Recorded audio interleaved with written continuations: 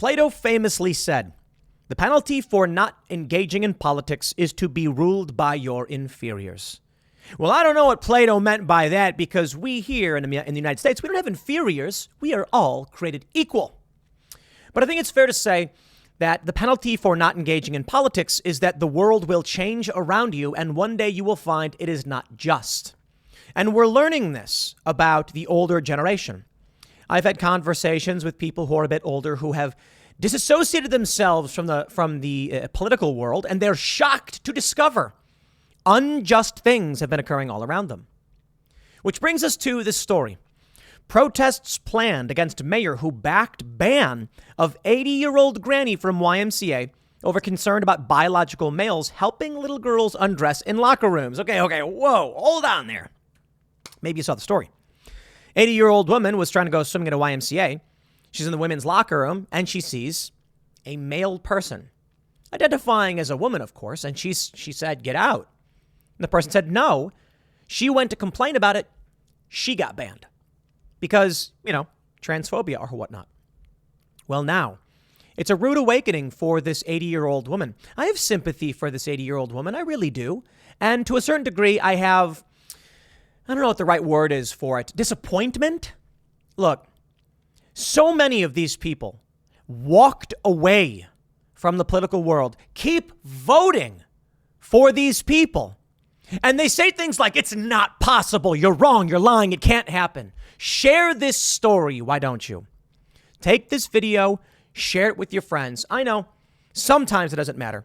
Larry Elder told us that he tried showing an article to a friend to prove that they were wrong about Trump, and they wouldn't even read it. That's the reality. But I'll tell you what's happening. We'll get into the story, but I want to say something. I told this story on Timcast IRL. Forgive me if you've heard it, but for people who haven't heard it, it's important in this context. I was sitting at dinner with a friend in New York City. This is a liberal guy. He's not super political, but he's a liberal. He votes Democrat. He hates Trump, all that stuff. But he's not super political. So we're hanging out, and I said, their view of me is, his view of me is kind of like, "Oh, Tim's more conservative leaning, but whatever, And I said, "I'm not conservative leaning. I'm like actually fairly left leaning on a ton of issues. But it's just that the modern left has gone so far left, I guess just perceivably I've become right wing." And of course, he's like, "Well, I don't know, blah, blah, blah." I said, "Look, dude, I'm pro-choice. But the Democrats are trying to pass abortion to 9 months." And he said, "What? No, they aren't. That's ridiculous." And I picked up my phone without a beat, and I pulled up the bill because I do this for a living. I said, "Bro, just read it." And he reads it. And what does it say? Abortion up to the point of birth, no restrictions, for the health of the mother, even if the baby is viable. And they said, "Oh, but it says for the health of the mother." And I said, "Okay, let me ask you a few questions. What does viable mean?" It means the baby can live outside of the womb. All right. So the baby can survive outside of the womb, but for the health of the mother, you can abort the baby. What does that mean? Well, they thought it meant that if the mother would die. And I said, "Oh, okay. So the mom's going to die if she carries the pregnancy. Okay, but the baby is viable, right? Okay, so why kill it? Can't you just take the baby out? The baby will live?" They were shocked. And they said, he said, I need to read this. I can't, this is a guy who's like 40 years old. And I was like, "Bro, I'm not making this up. 80-year-old Washington state woman banned from YMCA after demanding trans employee leave locker." The reason I just told that story is because we had Richie McGinnis and his mom come on the show. Richie McGinnis, of course, is the famed journalist who tried to resuscitate the man, or I don't know if he tried to resuscitate, but tried to assist the man who was shot by Kyle Rittenhouse. Richie's a good dude, a good friend. He brought his mom on the show. His mom, I think she was like 70-something, oblivious to all of this, and said, "No, certainly you're all wrong. This can't be happening." I said, "Feminists are the ones who are pro-war." And she went, "What? No, they're not." And then I said, "Right now, if you were going to find a person who is in favor of intervention in Ukraine and the funding of war, it would likely be a pussy hat wearing person, not a MAGA hat wearing person." And Richie was like, "Yeah, actually, that's true." And she was surprised. This 80-year-old woman doesn't understand what's happening around her. At no point in your life are you absolved of responsibility for the world around you. And again, I don't mean to disparage this old woman who doesn't understand what's going on, but you cannot release your grip from the tether of political reality. Otherwise, one day you will wake up and you will not recognize the world, and you will be the problem. It's like I Am Legend. Read it if you haven't. Don't watch the movie. The movie's meh. The New York Post. An 80-year-old Washington state woman was permanently banned from her local YMCA pool after demanding that a transgender employee leave the women's locker room. Quote, I saw a man in a woman's bathing suit watching maybe 4 or 5 little girls pulling down their suits in order to use the toilet. Port Townsend resident Julie Jaman recalled of the July incident to Seattle radio show host Dory Monson. I asked if he had a penis and he said it was none of my business. I told that man to get out right now. The incident occurred on July 26 at the Mountain View Pool, which is a city of Port Townsend facility operated by the Olympic Peninsula YMCA, according to a local news outlet, Port Townsend Free Press. Jaman said she was alerted to the trans employee being in the women's locker room while she was showering and heard a man's voice. She told Monson that she alerted a pool staffer to the incident and was stunned when the staff member told her she was being discriminatory and was banned from the pool forever. The staffer also allegedly said the police would be called. She didn't ask me what the problem was, if I was okay, nothing about me. It's as if she was just waiting to pounce on me. Remember the story about the spa? I believe it was in San Francisco, where a woman said, there's a naked man in the locker room, and they were like, you're being discriminatory against trans people. And it turned out the person actually was just someone convicted of like exposing themselves to people, something like that. The Port Townsend Police Department told Fox News Digital that no official police report was filed, but the department provided an incident report on the matter. The incident report details that Jaman had an emotional response to a strange male being in the bathroom near young girls and is hoping to not be trespassed from the pool, according to a phone call from an officer had with Jaman. The report also noted a phone call from the YMCA detailing that Jaman was reportedly in the facility's locker room screaming at an employee and refusing to leave. I'd like to point something out. We did not create bathrooms for men and women because sometimes people wear dresses. Bathrooms are not social constructs and are not predicated upon social construct. Bathrooms were created and constructed around biological differences. You see what's happened? When men and women as terms become social construct, they have subsequently changed the law without actually getting a consensus through a democratic process. Men and women's sports were not created because sometimes people wear dresses. Okay, they were created because there are males and females who are biologically different. By conflating men and women with a social construct, they now say, well, then why don't you create a male bathroom and a female bathroom? This is a women's bathroom, and trans women are women, therefore. That's what they've done with the language. That's how it's played. Quote, I'll read the quote in a second. Aaron Hawkins, the marketing and communications manager of the YMCA, told Fox News Digital that the permanent pool ban followed a buildup of incidents where Jaman violated the facility's code of conduct. She said the permanent suspension was not solely due to the singular incident in the women's locker room. Julie Jaman was permanently suspended due to her repeatedly violating our code of conduct, specifically using disrespectful words or gestures towards YMCA staff or others. Abusive, harassing, and or obscene language or gestures toward YMCA staff or others, Hawkins said in a comment to Fox News Digital Monday. This is the individual in question, the transgender YMCA worker who was allegedly harassed by the elderly woman. Julie Jaman was banned, and she's holding up a sign that says men who identify as women are using the women's shower and dressing room. Well, I can say good for her for standing up for what she believes in, because, as I mentioned early in the segment, those who refuse to engage in politics are doomed to be ruled by those, I'll put it differently, by those who hold values at odds with their own. You have to engage in the process. Now, there's a protest planned, and this is what we can see. They say following the banning of an 80-year-old woman from her local YMCA, they say protests have been planned in Port Townsend, Washington, against the city's stance in the matter. Let me show you what the city's stance is. Amy E. Sousa says, this is a transgender proclamation being declared by the mayor of Port Townsend in response to the city having pushed having pushback from banning an 80-year-old woman from the YMCA. They said, whereas the Williams, this is the city of Port Townsend, whereas the Williams Institute at the UCLA School of Law study found that transgender people 16 and over are 4 times more likely to be crime victims than cisgender people, whereas half of all trans people are abused or assaulted during their lifetimes, whereas PBS NewsHour reported, FBI reported, you get the point.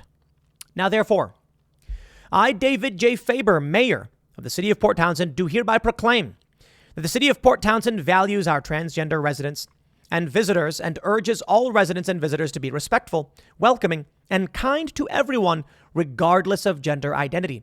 I further proclaim that discrimination and prejudice in any form, especially against transgender people, are unwelcome and have no place in the City of Port Townsend.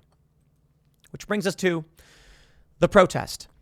Amy Sousa, the event's organizer, told the Post-Millennial that she's known Julie Jaman, the woman at the center of the YMCA controversy, for about 10 years, and noted that Port Townsend is her hometown. On Wednesday, the council issued a proclamation, which I just read.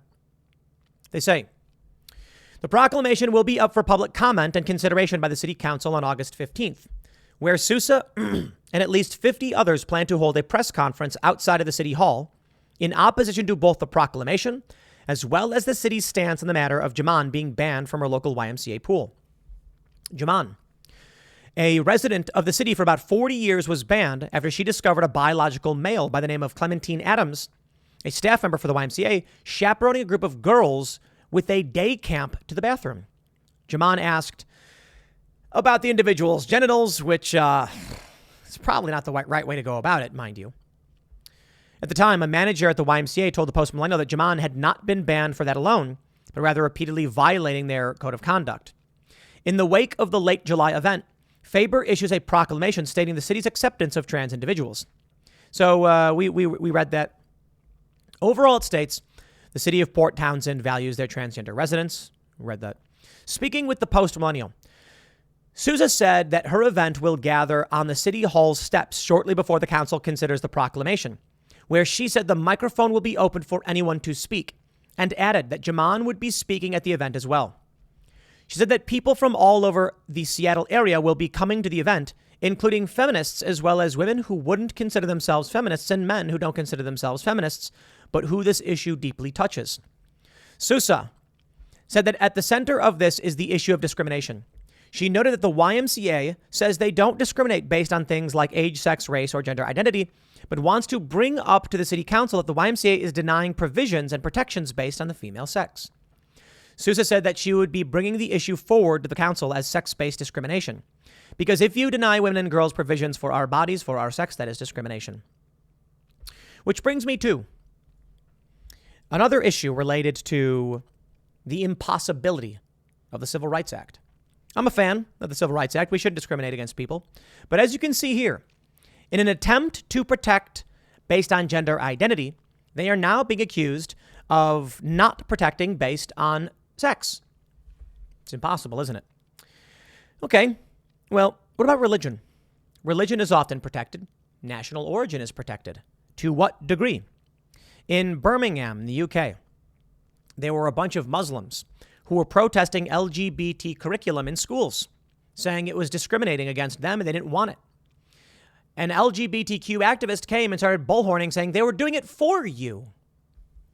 How do you have a law protecting the rights of, say, a Muslim minority in a certain area and an LGBTQ minority when they both don't agree with each other? It's not possible, is it? In this instance, how do you protect females and give them a safe space when you also protect gender identity, allowing males into those bathrooms? It's interesting. The challenge, I suppose, will not fly. And I've mentioned this before, and it's something y'all need to understand about the law. Why is it that schools, say in California, are allowed to have a women's computer club? Well, doesn't that violate Title IX, sex-based discrimination? No. Why? Because there's a men's computer club. You see, courts have ruled that so long as everyone gets offered the same thing, it's not discrimination, which is weird because that sounds like separate but equal. Yet we said you can't do that. You see where this is going. In the early days The idea was if there's a bathroom for white people and a bathroom for black people, then it's not discrimination because everybody gets a bathroom, right? Well, no. The Civil Rights Act said that is discrimination. You can't segregate. You cannot do that. Thus, they got rid of gender segregation racial segregation and just created bathrooms everybody can use. Now we have sexual discrimination. Bathrooms segregate based on sex. And the argument is, well, there's a bathroom for everybody, so it's fair, right? Actually, it's not. Men's bathrooms have urinals. Women's bathrooms don't. You see where this is going? What ends up happening is you're going to have individuals who are going to have legal birth certificates saying that they're male or female, but they're going to have the opposing parts. So you will have someone you'll have a male legally as a woman or female on their birth certificate going into the women's bathroom where there are no urinals. Well, that's discrimination. You can't have that. So this is where it's going. We will, in my opinion, based on what this seeks, see an end to sex segregation. I don't see how women's sports exists. I mean this literally. I don't see how it exists. There is no men's sporting teams. There are teams where anyone can compete, and men are the ones who win and end up on those teams. Women's leagues ban men. Well, that's discrimination, isn't it? How is it legal then? I mean, I got to be honest. Serious question. How is it legal to have a WNBA? I mean this seriously. If you can't discriminate on the basis of sex, how could you deny a man a right to play on that team? It doesn't matter if it's gender identity or not. Just because these things haven't been litigated doesn't mean the arguments aren't there logically. And therein lies the issue. Cultural enforcement is substantially more powerful than litigation and statutory law. We have a law saying you cannot discriminate on the basis of sex. What is the argument then to denying a 6'6", 250-pound athletic male from joining the WNBA? What's the rule? How do you get that? Well, I suppose the argument is men can join the NBA. Yeah, but so can women. The NBA does not discriminate. So explain to me. This is where we're headed. The WNBA can't exist. Women's tennis can't exist. Women's sports in general literally will not be able to exist. All that will happen is they will be eliminated. And there's no, look, why would we have two leagues? I suppose you can have the major league and the minor league. Okay. All right, we'll do that. All the women's teams then become what, minor leagues? Well, that's not fair. You can't call them minor just because the people in the other division are better, or you get rid of them. That's the direction of things. Bathrooms will become unisex. That's the direction of things. We already saw it in the UK, where I covered this years ago. Changing rooms. Instead of saying, okay, fine, we're going to do all gender bathrooms, they said, just do one big bathroom. It's cheaper. And we can get in trouble if we don't. So they make one facility, they don't label it. What happened was we saw assaults against women skyrocket. I guess giving some criminal men the opportunity increased the likelihood that it happened. That is where this is all headed. Now to my first point. This 80-year-old granny is very active politically right now. I wonder how active politically she's been.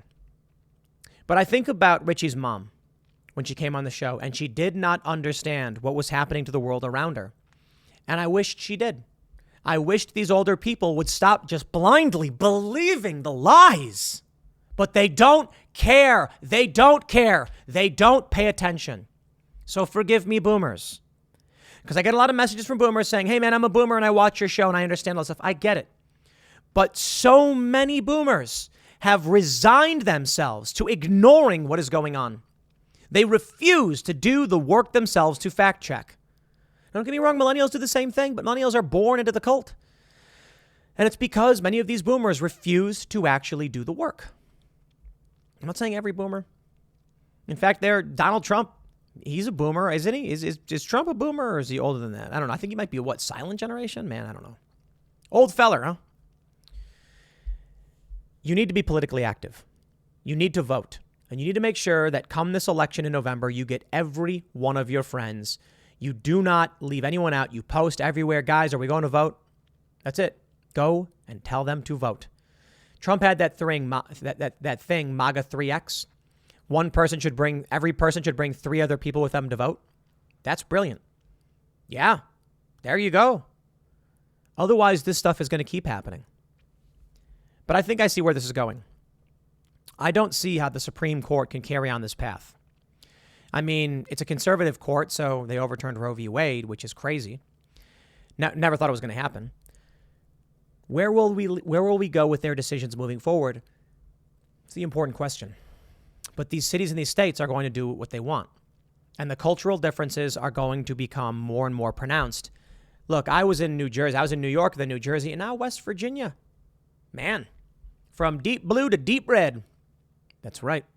Because people are saying, I don't want to live in this place. These people are nuts.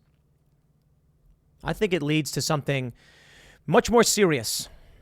Possibly, a civil conflict of sorts. But please, do not resign yourself to ignoring the world around you, or you will wake up one day as this 80-year-old granny, confused as to why your world changed without you.